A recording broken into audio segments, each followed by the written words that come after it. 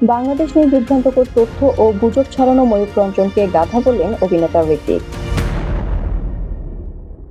ভারতীয় television channel Republic বাংলায় কখনো লাফিয়ে কখনো দৌড়ে হাত পা ছুড়ে চিৎকার চেঁচামেচি করে সংবাদ উপস্থাপনা করেন তিনি।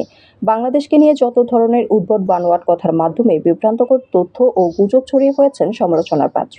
তিনি আর কেউ নন, বলছি কলকাতার মলম বিক্রেতা খ্যাত সাংবাদিক ময়ূক রঞ্জন ঘোষের কথা। এ নিয়ে শুধু বাংলাদেশের মানুষের কাছেই নয়, ওপার বাংলার সাধারণ মানুষ থেকে শুরু করে তারকারাও তাকে নিয়ে সমালোচনা করেন।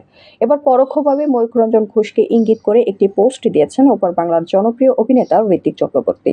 গত শুক্রবার দুপুরে এক ফেসবুক পোস্টে অভিনেতা লেখেন, ধরুন একটা গাধার নাম দিলেন ময়ূর আর তাকে কালারফুল করতে পাশে বসালেন রঞ্জন, তাহলে পুরোটা হলো ময়ূর রঞ্জন। ঋত্বিকের সেই পোস্ট ঝড়ের গতিতে ভাইরাল হয়, হাসির রোল পড়ে যায়। কেউ কেউ দাবি করেন বছরের সেরা সার্টওয়ার পোস্ট এটি, অর্থাৎ ময়ূককে পরোক্ষভাবে গাধা বলে সম্বোধন করলেন কি অভিনেতা, প্রশ্ন বাঁধে অনেকের মনে। তবে ঋত্বিকের মন্তব্য ঘর বিশ্লেষণ করে বুঝতে বাকি নেই ময়ূকের যত বিতর্কিত কাণ্ডে অতিষ্ঠ পশ্চিমবঙ্গের সাধারণ মানুষও। শুধু তাই নয়, অভিনেতার সেই ইঙ্গিতপূর্ণ পোস্টের সঙ্গে একমত হয়েছেন তার ভক্তরাও। একজন লিখেছেন, একদম ঠিক বলেছেন। আরেকজন লিখেছেন, এসব আজে বাজে লোকদের নিয়ে চিন্তা করা বন্ধ করেন। আরেক নেটিজেন লিখেছেন, দারুণ, অসাধারণ উপমা। আরেকজন লিখেছেন, একে চুলকানির মলম বিক্রি করতে দিলে ভালো হবে। এসব গাধার জন্য সামাজিক মাধ্যমে ঢোকা যায় না। আরেকজন লিখেছেন, গাধাকে ময়ূরের সাথে তুলনা করলে ময়ূরকে অপমান করা হবে। আবার অনেকেই বলেছেন, মিথ্যার আরেক নাম ময়ূক রঞ্জন। অনেকে বলছেন, টাকার জন্য ময়ূক মিথ্যা খবর প্রকাশ করতে নাম্বার ওয়ান সাংবাদিক। এছাড়াও অনেকেই তাকে নিয়ে অনেক কুরুচিহীন কথাবার্তা বলছেন।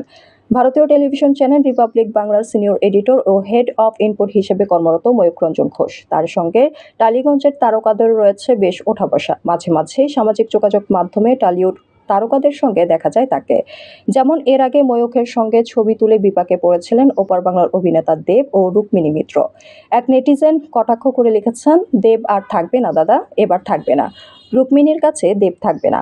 প্রসঙ্গত, গত 5 আগস্ট ছাত্র জনতার গণ অভ্যুত্থানের মুখে দেশ ছাড়তে বাধ্য হন খুনি ও ফ্যাসিস্ট শেখ হাসিনা। এরপর 8 আগস্ট নোবেলজয়ী অধ্যাপক ইউনূসের নেতৃত্বে অন্তর্বর্তী সরকার দায়িত্ব নেয়।